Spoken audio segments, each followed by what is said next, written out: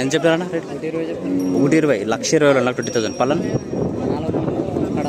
యాభై 4 ఇది 4 బడులతో ఉంది, కడబలతో ఉంది. ఎక్కడి నుంచి వచ్చారన్నా? ఎక్కడి నుంచి వచ్చారు? తుమ్మలపేట. ఫోన్ నెంబర్ చెప్పండి.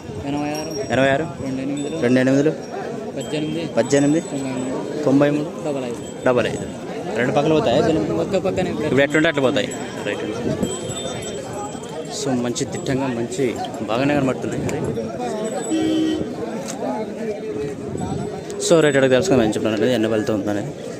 సో 1,30,00,000 1,30,000 30,000 చెప్తున్నారంట మరి.